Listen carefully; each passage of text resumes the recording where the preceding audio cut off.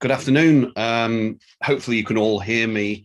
Apologies, we're running slightly late. We had a minor technical glitch, but it gives me great pleasure to welcome you to what we believe is the first academic conference looking at the phenomenon of Queen, the amazing rock band Queen.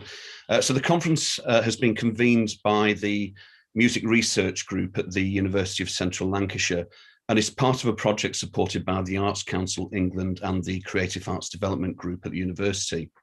To begin with that, I was asked for reasons why we would put together a conference looking at Queen. And I have to say that it's a very easy question to answer. In 2020, the IFPI, which is the body that represents the global recorded music industry, announced their top 10 global recording artists chart for 2019. In that chart, Queen were placed at number 5 of all artists, making them actually the top group in the world, as the others were solo artists. And to put things in perspective, the Beatles were number 10 in that chart. Now, the thought is Queen came together 50 years ago. So being a musician and a music business person with an interest in music education, I have to ask questions such as, how is this possible? How do you create and maintain such a legacy? And behind those questions, there are thousands more. During this conference, we can barely scratch the surface, but this is part of a continuing story. Undoubtedly, talent, ambition, brilliant ideas, authenticity, attention to detail, professionalism, innovation, understanding of the business, chemistry, having the best people around you are all parts of things that have contributed to Queen's success, and things in their own right that are worthy of study. As well as, let's not forget, as well as enjoying the music of Queen, there is much to learn from them. So today we're going to start with part 1 of the conference, which is approximately an hour dedicated to 3 academic papers. Stephen Kerry is a live sound expert and an academic who will start off looking at the treatment of sound for the Live Aid component of the biopic. And the difference between live and cinema sound is something that he will consider. Julie Taddao from the US will be asking the question that has been asked many times before, and sharing her thoughts on what was Bohemian Rhapsody all about? What does it mean? And my co-host for the conference, Eva Mazierska, will be considering the biopic Bohemian Rhapsody and the reasons for its remarkable success. If we have time, we'll have some discussion on those papers. And after that, we'll be moving to part 2 of the conference, which you'll need a different link for, but you'll be able to find that on the promotional information for the conference. I'll probably read it out at the end of this. And that will consist of a series of interviews. What I would like to do before we actually start is to give our thanks to Jim Beach, Phil Symes, Jackie from the Queen fan club, which in itself is a phenomenon, and of course Queen for the amazing music, but Brian, May and Roger Taylor, who are doing an incredible job in keeping the torch burning. So without further conversation from me, I'd like to hand you over to Stephen Kerry, who's going to present his paper. Thank you, Stephen. Thank you, Tony.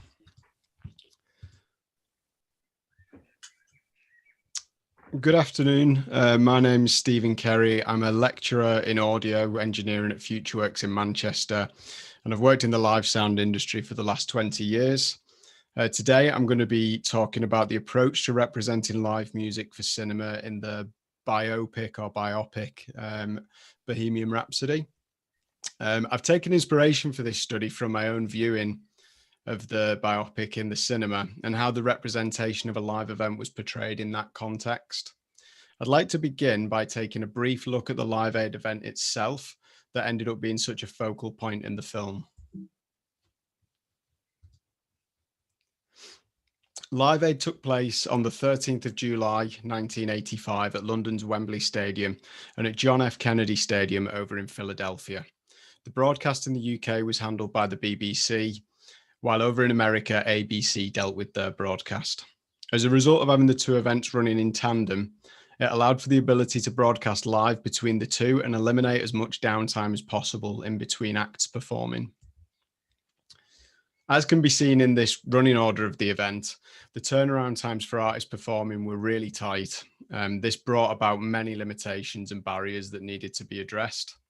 For the broadcast of the Wembley event, the signals that would be sent from the stage to the on-site mixing consoles, dealing with the sound that the spectators and the artists would hear, would also be split and sent to the BBC's outside broadcast team. The audio for broadcast was fed via two outside broadcast vehicles manned by producers Jeff Griffin with mixer Mike Robinson in one van and Chris Lysett accompanied by mixer Dave Dade in the other working for Radio 1. Due to the strict schedule, alternating between the two systems allowed for 20 minutes to change over between acts, but it didn't allow for any significant microphone level checks. Another problem faced was that the stage that was used at the Wembley event, it was smaller than an optimum size due to it being donated by Bruce Springsteen, who'd played at Wembley a few days earlier. It was modified to have a rotating center section split into three parts, as can be seen in this picture. And that allowed large elements of the stage set to be quickly brought on and off, and to allow for patching of microphones before and after performances out of sight of the crowd, which is a standard practice at festivals, just not with the big rotating stage. The PA or speaker system that had been supplied by Malcolm Hill Associates was only really heard by anyone that day when Status Quo began the event at around midday, which gives a good insight as to just how up against it the broadcast team would have been in their own preparation for the event. Something to consider when discussing the audio that was captured at the event was that Bob Geldof famously didn't want the audio for the event to be captured at all. His angle for negotiation was with the artist was that it would be a one-time event, never to be seen again. So the fact that the multi-track was captured at all was very lucky. It would have been relatively straightforward for the engineers in the two mobile recording units to capture the performances, as the recording setup would have been integrated into the outside broadcast vehicles already, but it would have required a concerted effort for them to go through with the task of actually capturing the event to tape. The Queen performance was captured onto a reel of 24-track 2-inch tape, as you can see in this photo, running at 15 inches per second or 15 IPS or IPS. That was so that it was able to capture the whole performance without changing tapes. Generally, when running at 30 inches per second, you'd only get 17 minutes runtime out of a tape. I think it's fair to assume that each act that played would have needed their own tape, with a few possible exceptions only playing single tracks. So keeping on top of this, in addition to dealing with the broadcast mix and quick changeovers, would have been quite the task. Because of this, the audio quality captured is not all the best quality, with some distortion present at times, especially noticeable on the main handheld vocal mic. So speaking of the vocal mic, it was the presence of that in the film that first gave me an interest in the authenticity of the recreation. In the opening scene of the film, we see the band prepare to take the stage at Live Aid. As the camera moves through the backstage area, we see this shot of Freddie's on-stage necessities, including a Shure 565 microphone. As a front of house engineer, the sight of a microphone with an on-off switch for a lead vocalist, meaning he could switch himself off at any time, really didn't sit well with me. My initial thought was, there's not a chance that's Freddie's microphone. They've chosen that because it's silver and because it's shiny. But upon researching the subject, it was confirmed that that was his microphone of choice. And this was later confirmed for me when taking my family for a meal in Hard Rock Cafe in London, when I was presented with the said microphone in person. So going back to the Queen biopic, the filming of the entire production began with the recreating of Live Aid, which is an interesting approach considering its potential as a focal point of the film. Weather and daylight were some of the primary factors as to when the shoot was required to be done, because the original performance in 1985 was at 6:40 p.m. and still daylight. Producer Graham King has said that the removal of the two songs, Crazy Little Thing Called Love and We Will Rock You, from the Live Aid performance shown in cinemas was due to the fact that those two tracks had already been played in some way during the film. But the full performance was recreated and it was released as part of the DVD release. The authenticity of the Live Aid performance from a visual point of view is incredible. There's only a few minor differences, some missing equipment on stage right, for example. But what of the audio? In watching the film at the cinema, it very much felt to me like the purpose of the Live Aid section was to relive the show in the cinema environment. It had all the classic hallmarks of a live performance. It was punchy, it was dynamic sounding, and to anyone of a certain age, me included, it was too loud. When the regulations for peak levels in cinema were established, it probably wasn't meant for an extended period like the last 15 minutes of the film. That is a topic for another paper entirely. So if we consider the visual representation of the event in 2018, we're reliving an event from the mid-1980s, but in the high definition and clarity which we've come to expect in the 21st century. Does the legacy of the event perhaps demand that the event be represented in this modern, polished fashion? And is it as important for the viewer that the audio is also brought forward into the 21st century in terms of its own fidelity? From watching the DVD extras and the two accompanying documentaries, it wouldn't be that outlandish to suggest not. During the short documentary titled Recreating Live Aid, no mentions made to the audio at all. Nevertheless, it is a fascinating watch. Another accompanying documentary, The Look and Sound of Queen, I thought was sure to touch on the topic, but again, didn't mention the audio. There was one mention of audio within that documentary, but it was when they described getting hold of the original multitrack for the song Another One Bites the Dust, and how useful that was, because it meant that when they were filming, they could have the needles moving on the VU meters of the tape machine in time with the instruments on the track. So again, it's satisfying a visual requirement. None of this is a problem, but what I feel it perhaps highlights is an assumption of where the consumer's interest generally lies. The audio for the Live Aid performance in the film was remixed from the original audio captured by the BBC. In interviews on the topic, the three men involved, Joshua McRae, Justin Shirley Smith, and Chris Fredrickson, have mentioned how it was important not to fix everything and keep the authenticity intact. If we begin to make some comparisons for how they've done that, a good candidate for authenticity, albeit from a slightly earlier event, is that of the Woodstock film from 1970. The approach of the film itself is very different, as it catalogues the actual event rather than a recreation of it. But the situation in both films in terms of the audio could be argued to be very similar. Recorded by Eddie Kramer, who'd been working with Jimi Hendrix at the time, using a couple of 12-input mixers and an 8-track tape machine, the on-the-fly recording of the Woodstock event is not terribly dissimilar to that of Live Aid. Taking the multitrack of the festival allowed for post-event mixing, with provisions made to keep elements such as vocals and bass separate to have as much control as possible when they were remixing the audio. What's apparent watching the Woodstock film is just how raw the audio sounds, how poor, for example, the signal to noise ratio is, in part due to limitations of the time, and also the ambient noise in the scenarios being recorded, which is unavoidable but enhances the reality of the capture, perhaps. I'd suggest that the soundtrack to the Woodstock production is in keeping with the 2004 Live Aid DVD. And this makes sense because both document the original event and demonstrate the audio characteristics of the equipment used at the time and are representative of the fidelity of the original recordings. So for the 2018 film Bohemian Rhapsody, this presents somewhat of a problem.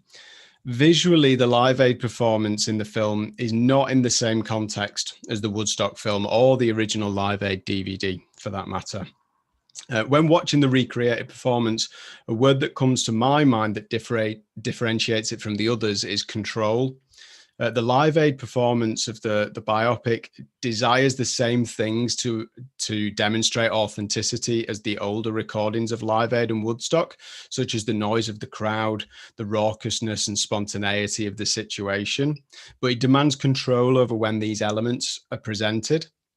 What is presented in the biopic is a polished, high-definition modern approach that's perhaps more in keeping with how current live performances are presented. A few modern examples out at a similar time to Bohemian Rhapsody are the Taylor Swift Reputation Stadium Tour released in 2018 and Justin Timberlake and the Tennessee Kids Live in Vegas released in 2016. We can also make some comparisons to the production values present in the 2019 documentary Homecoming, a film by Beyonce, which documents her Coachella performance in 2018. This is in a really similar setting in terms of it being part of a festival, but the production that's involved with Beyonce's set is vast in comparison to the stripped back approach that was required from Queen at Live Aid. A technique that's used to increase the viewer's involvement and immersion in the Live Aid reconstruction is the film's use of a technique called point of audition, placing the viewer in the auditory perspective of the camera. This technique's much more common in film and not so much in live performances.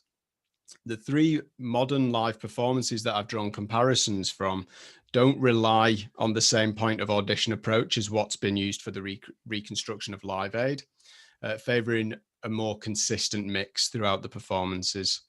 It could be argued after having watched all of them as a viewer that the Queen biopic succeeds in its goal to keep the viewer involved emotionally with this audio as approach, as it's perhaps more engaging and more inclusive.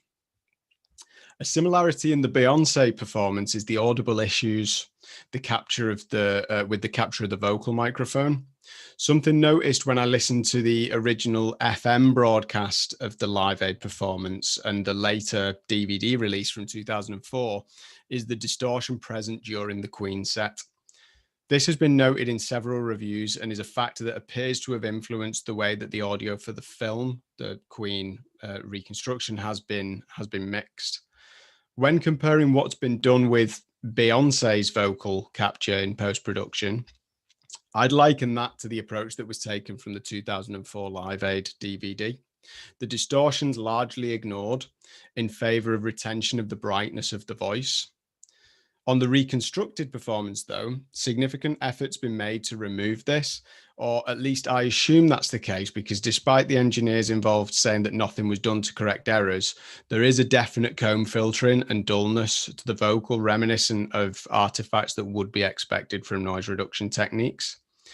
If we listen to a section from the 2004 DVD and the reconstruction back to back, the differences should be noticeable.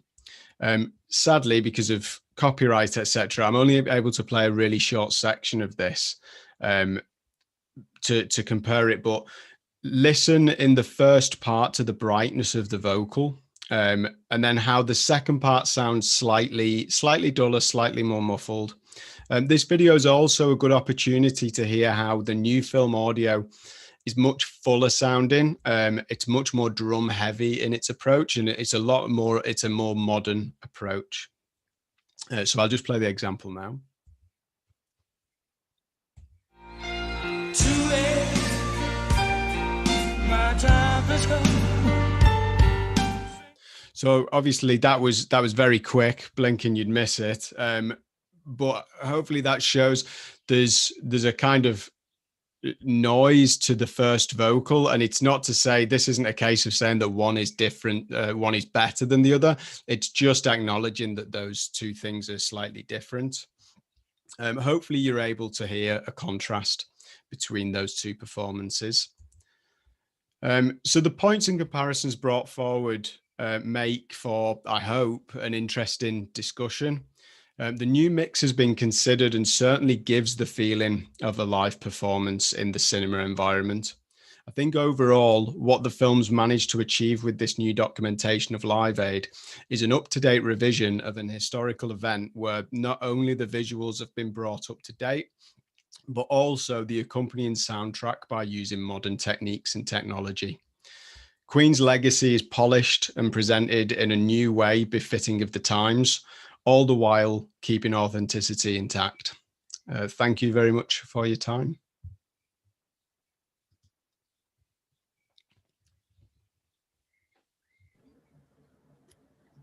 Thank you, Stephen. Tony, is it all right if I start presenting? Yes. Yeah. Thank you very much, Stephen. That was wonderful. Great insight. Thank you very much. So we'll now move over to Julie Taddao. So Julie, over to you. Thank you very much. Thank you, Tony. Can you see my screen okay? Yes. Okay, awesome. All right, well, thank you everybody for joining. My name is Julie Taddao. I am 26 years old and I'm a content writer and communications specialist based in Minneapolis, Minnesota, United States. Today, I will be presenting my undergraduate research project, Interpreting Bohemian Rhapsody. The presentation will feature a variety of sourced images for educational purposes. References for my research are also available upon request. And with that, let's get started. One of the many things I love about music is how it can unite so many different groups of people. Listeners find themselves sharing a deep connection with one another, despite seemingly having nothing else in common. Music is very much how Stevie Wonder describes a world of its own with a language we subconsciously understand. And there is no song that embodies that phenomenon better than Queen's Bohemian Rhapsody. Generations love the song despite knowing nothing about it or its meaning. So despite the global attention the song has attracted and the wide range of interpretations it's ignited, little explanation has ever been given by the band or its composer, Freddie Mercury. My presentation will examine Mercury's private life and the time period in which the song was composed in to provide an explanation of its possible meanings to Mercury. My findings suggest that Bohemian Rhapsody actually tells the story of Mercury's psychological warfare in coming to terms with his bisexuality in a sexually repressive culture. Considering the 5 verses of Bohemian Rhapsody as the 5 stages of grief reveals a lot about the song's popularity and might indicate Mercury's conscious intentions for composing it as well. So I know the audience here today probably knows a great deal about Mercury, but I wanted to provide just a quick brief background for those who do not, because understanding the author behind the song is essential to interpreting its lyrics. So Freddie Mercury was born in 1946 in Zanzibar, Tanzania, and he moved to London with his family in the 1960s. While attending the Ealing College of Art, Mercury befriended several musicians and went on to form Queen in 1971. As the lead singer of Queen, Mercury was widely known for his distinct voice and his stage presence. The band members collectively referred to Bohemian Rhapsody as Freddie's baby and claimed that Mercury presented its first workings scribbled on the back of a telephone directory. The song was released on Queen's 4th album, A Night at the Opera, in 1975. And when the band first presented the song to Elektra Records, they wanted it adapted. It was almost 6 minutes long, and the average single at that time was only 3. But Queen refused, and they asserted that it would play as is or not at all. And the song, of course, went on to top UK charts for 9 weeks straight and sold over more than 1 million copies in under 3 months, eventually placing it as the 3rd best-selling single of all time in the UK. So now that I want to talk a little bit more about what was going on in Mercury's life at that time. The historical and social context of the LGBT liberation, commentary from Mercury's closest friends, and the timeline of his bisexual experimentation all play a role in revealing the song's strategic lyrics and musical qualities. The song was released in 1975, and just 6 years prior, one of the most notable moments in LGBT history occurred, the Stonewall Rebellion. And for those unfamiliar with the topic, Stonewall marks the date that police came in with force to shut down the Stonewall Inn, the unofficial gay bar in Greenwich Village, New York. But the crowd resisted, fought back, and they rioted against them.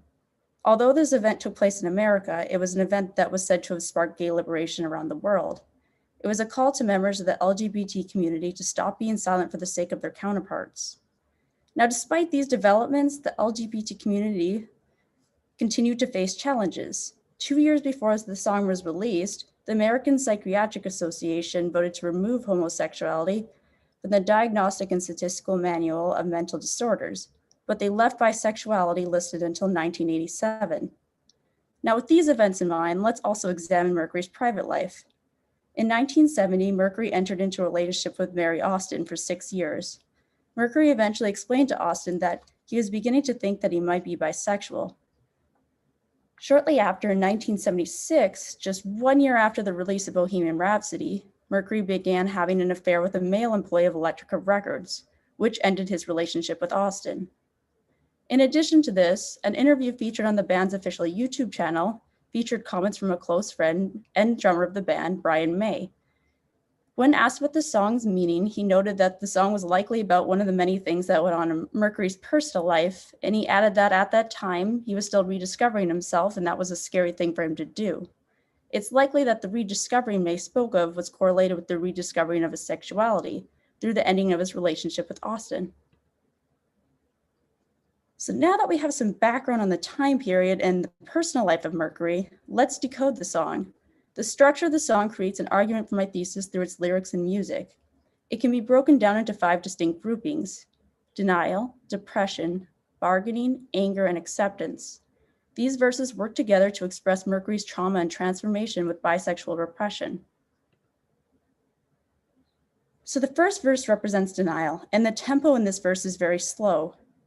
According to the findings of a journal article I used, The Effective Value of Pitch and Tempo in Music, most people identify slow pitches with dignity, calmness, and sadness. The lyrics in this verse pose a series of questions. Is this real life? Is this just fantasy? Now consider these lines in relation to Mercury discovering his bisexuality. He's questioning the validity of his recent actions and thoughts. He's dismissing his reality and pondering if his subconscious truth is worth confronting. Mercury then exclaims that he's caught in a landslide with no escape from reality. This line is his transition into the next verse, which is also his transition into the next stage of grief. His landslide might be the overwhelming evidence of the truth he can no longer deny himself. He has no choice but to engage with it. So after denial, we hear the first use of a repeated set of lines laced throughout the song. And this is what I believe is Mercury's coping mechanism. He repeats the lines, because I'm easy come, easy go, little high, little low. And he concludes with, any way the wind blows. My interpretation of this is that he's giving himself advice. He's telling himself to feel the feelings, let them pass through, and reminding himself that it's normal to experience highs and lows. This coping transitioned us to the second verse, depression. So the unique part about this verse is that you might notice that it's longer than the rest, comparable to how depression is experienced. It usually feels and does last longer than other emotions. This verse also features a slow tempo to perpetuate sadness. The lyrics express Mercury's sorrow. His lines focus on the general discontent and guilt of not being able to control or change his circumstance. Here we hear the famous line, that Mercury killed a man. And I believe that this is Mercury killing the old heterosexual perception of himself, as he later claims that it's he who doesn't want to die. He mentions the guilt of letting his loved ones down, making his mother cry, and then describes physical pain, which is often associated as a symptom of depression. Mercury only highlights negative emotion in this verse, even in statements that contradict one another. When he expresses his resistance to die, he follows with the line that he sometimes wishes that he'd never been born at all. Shortly after this line, the tempo quickly changes and pace, and we find ourselves in the next stage, bargaining. Now, bargaining is by far the most complex verse because it's laced with so much symbolism and meaning. I believe that Mercury is imagining himself on trial, and the 3 sets of voices in this verse are Mercury, the jury, and the prosecutor. He's being tried for defying social norms and not acting within the laws of his Zoroastrian religion. The tempo in this verse is fast, and it might have been sped up to represent anxiety and conflict. It also contains contrasting low and high pitch, which might represent opposing people and views. So let's tackle the infamous question, what's a scaramouche? Well, the term scaramouche originates from the 16th century, and it translates to clown, while the fandango is a famous Spanish dance. I speculate that Mercury is imagining the public's response to his sexuality. He postulates that society will look down on him as some sort of joke, and that his position won't be taken seriously. When Mercury asks for forgiveness, the prosecutors chant back and say, Bismillah, no. Bismillah can be translated from Arabic to mean in the name of God. They then claim that Beelzebub has a devil put aside from him. Beelzebub, according to Abrahamic religion, is commonly known as the prince of demons. And what's particularly interesting about this reference is that Beelzebub is a concept of the Zoroastrian religion, which also happens to be the religion Mercury was raised with. Another noteworthy aspect about this verse is that there's no consistency between the use of first and third person. I believe that this might have been done intentionally to show that this battle is happening entirely within Mercury's psyche. This leads us to the next stage, anger. So just as real anger is intense and short-lived, this verse is the shortest and has a very fast tempo. Mercury returns to his solo and his tone becomes more hostile. His lyrics center on frustration and the inability to control or achieve a desired outcome. Specifically when he says, "So you think you can love me and leave me to die?" I believe Mercury is calling on anyone in his life that can't accept him for who he is becoming. Mercury is direct and confrontational with those who have an opposing perspective in this verse. He exclaims his desire to get out of his current situation to finally free himself from the struggle once and for all, which leaves us with the final stage. Acceptance. Instantly you hear the tempo slow down and a calming tone in his voice. You may notice that Mercury repeats the reoccurring lines, or rather his coping device, "Nothing really matters." The words are the same, they're ambiguous, and they lack closure, but he repeats the lines this time with confidence, as if he finally believes what he's saying. Acceptance isn't necessarily resolution, it's more so becoming comfortable in a certain situation. Although his situation hasn't changed, Mercury has accepted that he can't control how he's perceived by others, and he concludes with, "Any way the wind blows," meaning what will be, however fate may decide. So in closing, it's important to note the limitations of my research. Music is polysemic, meaning that there are countless ways to interpret it, and without Mercury's confirmation, my thesis is as valid as any other. I interpreted the facts of Mercury's timeline and presented them in a way in which I believe to be true. In terms of future study, I think that this analysis could be very beneficial to musical therapy. If people are attracted to the song for its changing tempos, melodies, harmonies, and timbres, it's therapeutic, and it might offer a sense of catharsis, meaning emotional purification. Musical therapists might be able to study elements of the song's composition and use them on clients, particularly those that are facing any sort of distress or oppression. So in conclusion, by studying the insight of Mercury's close friends, the timeline of his bisexual experimentation, the historical and social context, and the overall lyrical and musical analysis, it's evident that Bohemian Rhapsody was most likely written about Mercury's struggle for acceptance as a bisexual male in a sexually repressive culture. When researched, the term bohemian can be substituted with unconventional, and rhapsody is an ancient word that means song stitched together. It comes from the Greeks who used to write poems for their heroes and piece together writing for performance. It can also refer to music that just strings together different tunes. So you might translate the title to unconventional, emotional, literary work. I don't believe Mercury explicitly wrote Bohemian Rhapsody to tell his story, but rather to provide listeners with an emotional literary work to explore their own. I believe Bohemian Rhapsody was written by Mercury to express trauma and transformation, and thus everybody can hear and feel their own personal significance in the song. All artists have their personal reasons for producing work, but it's ultimately the audience that decides their meaning by how they can relate to it. And that concludes my presentation. Thank you. Brilliant. Thank you very much, Julie. That was wonderful. Thank you for sharing that insight with us. We have another paper in this section being presented by our good friend, my good friend and colleague, Professor Eva Mazierska. And she's just lining that up now for you. So I'll hand you over to Eva.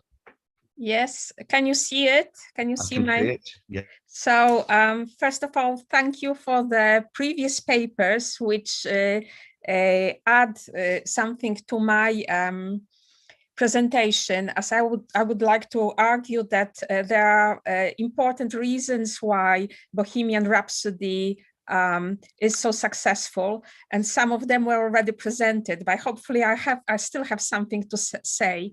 And I will start with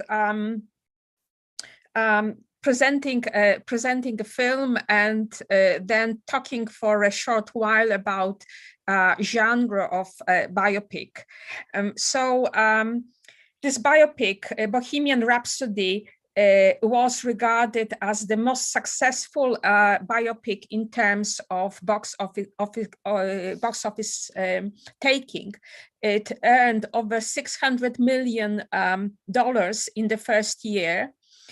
By this point, it earned about $900 million, and the budget of the film was about $55 million. So from the perspective of Hollywood productions, it was a middle of the road type of production. So in this context, we even there's even more reason to admire its success. On the other hand, reviews were largely negative. So my task here is to account for the reasons of this success, but also I will say something why there was also a criticism of the film.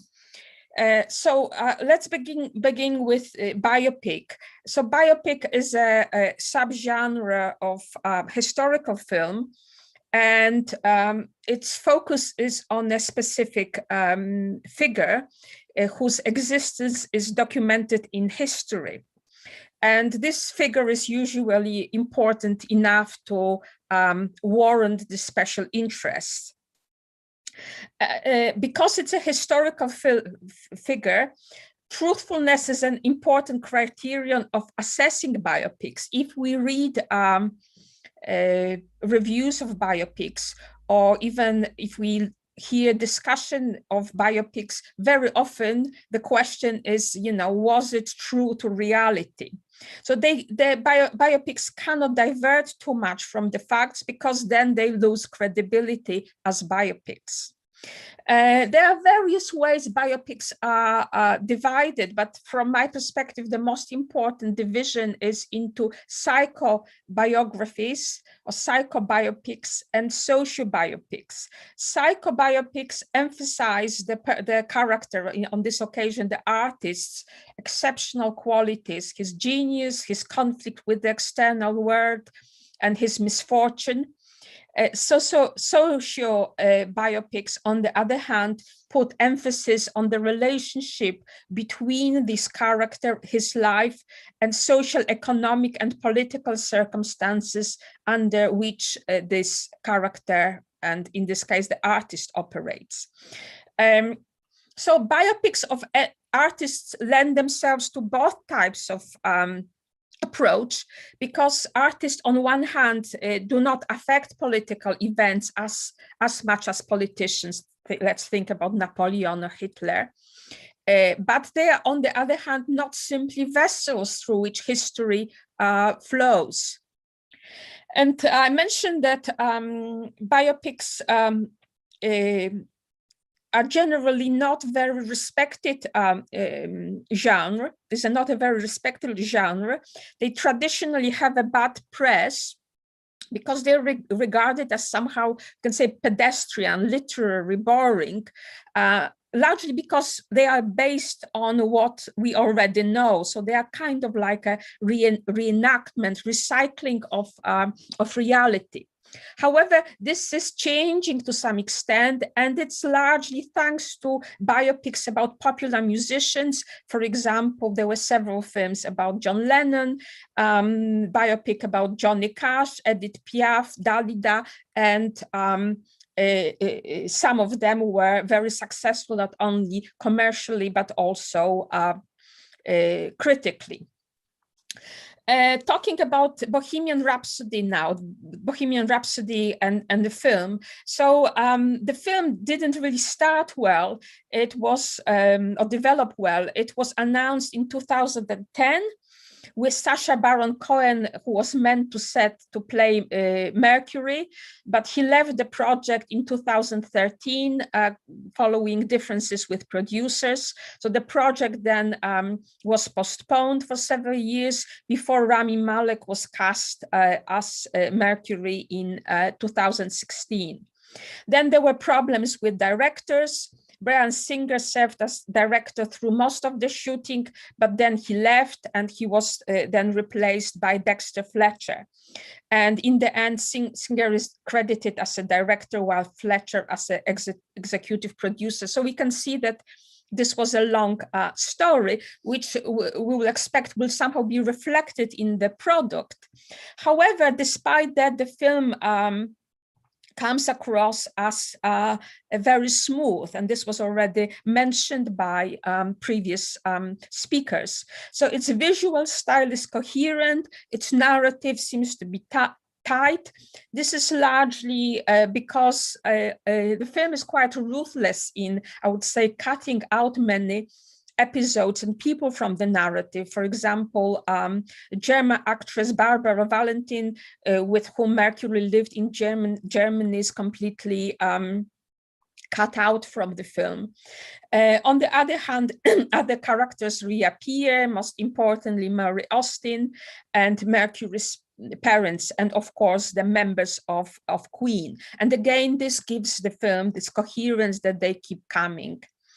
And so why the reasons of this of its success? One is more general. There is a fashion for music biopics. So there has been a fashion for music biopics, as this is regarded as a very good genre, very attractive genre for cinema at the time when people largely watch films at home, because they are like a cross between a film and a music concert, and the film is very much made like a music concert, as Stephen already suggested. So the oral part is very much emphasized. Then, as Tony mentioned, there is Queen is a very popular band. There is they didn't lose their popularity and attention. When I checked it, they were on the 40th place on Spotify with over 32 million monthly listeners. And finally, the film follows what I would regard as the formula of a perfect biopic. So this is largely because Mercury himself is a perfect protagonist of biopic.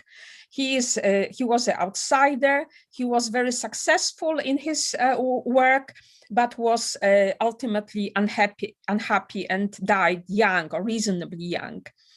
And this unhappiness was to do with him being bisexual, in the world which did not accept homosexuality. That said, in the film, it's not presented as his struggle with the external world, but rather as internalized rejection. And maybe for this reason, it's also presented as something which is more tragic. And this is something which prevents him from having a happy family life. In this respect, I will argue that the film gestures towards the future where gay people can have such a life. And another reason is that he got AIDS, and this made him suffer and eventually was a cause of his death.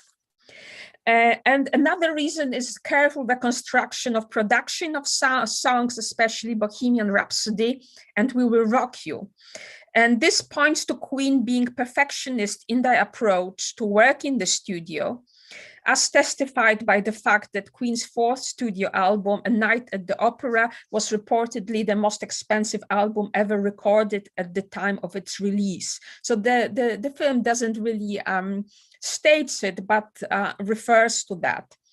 And so on the one hand, they present this Queen as very much a studio band, very perfectionist in this respect. But on the other hand, the film also presents the band as being perfect for live work, focusing on what we can describe as a performative aspect of Queen's productions. And I would say this is in two senses. One sense is that their performance was operatic. So they broke the boundaries of rock music and moved to the to opera idiom. But importantly, Queen did it on its own terms rather than on the terms of progressive rock, which before also tried to incorporate elements of serious music, of classical music. So its opera type performance did not rely on giving the keyboard the dominant role, but rather on the operatic style of singing, which is different from rock singing. And this is, for example, presented when in an episode when they sing nonsensical words like Galileo, Galileo. And this points to the fact that in opera, the discursive content is of little importance. For these reasons, the audience reads from the program what is the story, because they don't go really to engage with the story on stage. So we can argue that Queen's engagement with an opera can be seen as using opera as a model, not just as music, using an opera as a model, but as a way to critique opera as an art form, which in my opinion, it's a better way to engage with classical music than the one which progressive rock bands did. And the second aspect of this performative work is its perfect understanding of the specific requirements of the concerts, which needs to include more than singing, special effects, pyrotechnic, costume, and also focus on hits. So it shows that concert is not the place to experiment, but just to play what is already tested. So we see them playing their greatest hits, especially during Live Aid concert. And also they show great understanding of the importance of interaction, involvement of the audience. So the audience is given by Queen the opportunity to fill their performance.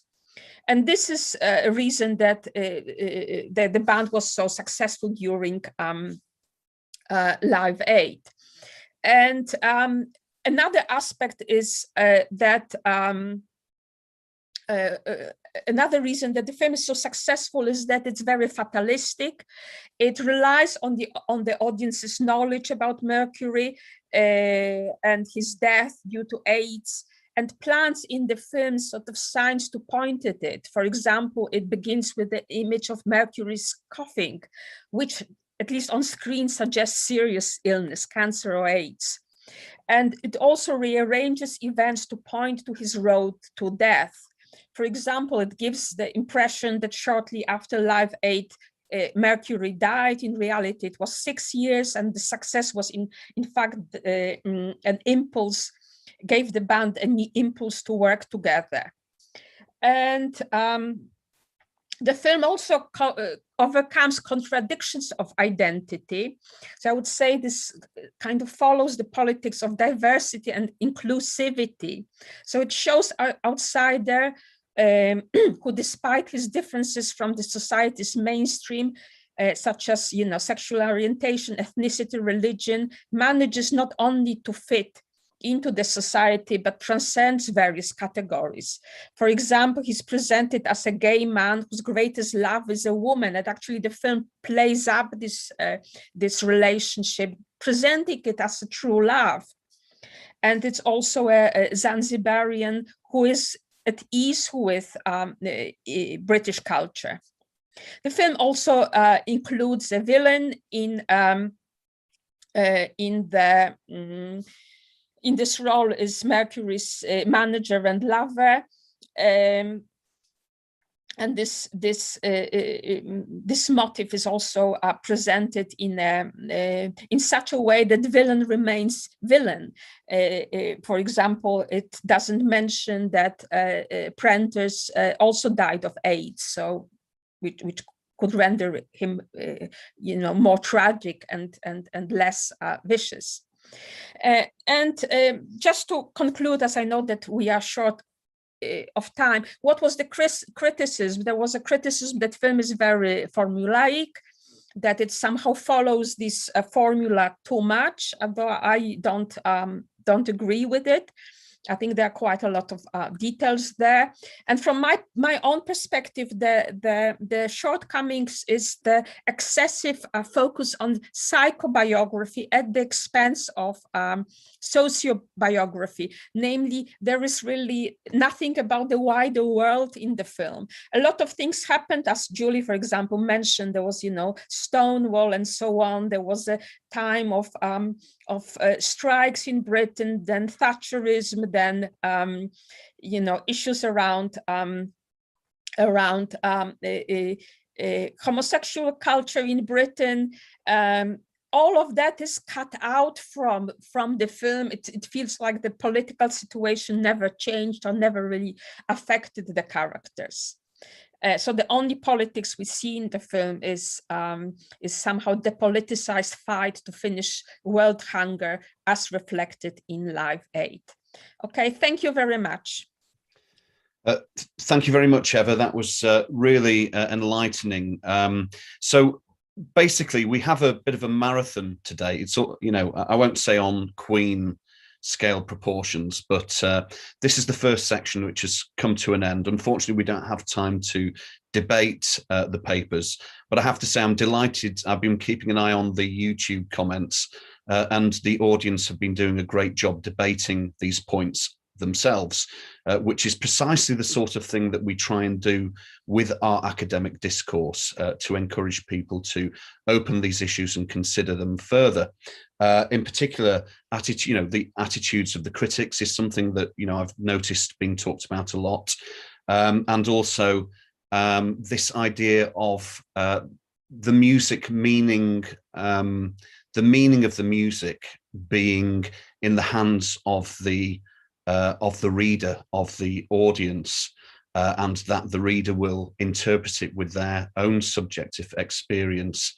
But it's been a wonderful set of papers. We now have to move on to the next part of the conference.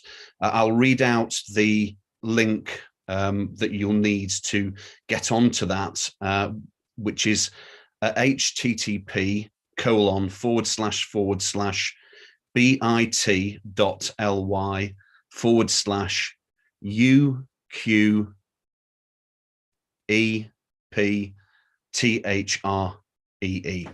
So hopefully you'll be able to join us over there shortly. Thank you very much to our wonderful presenters of these papers, and we'll see you shortly. Thank you.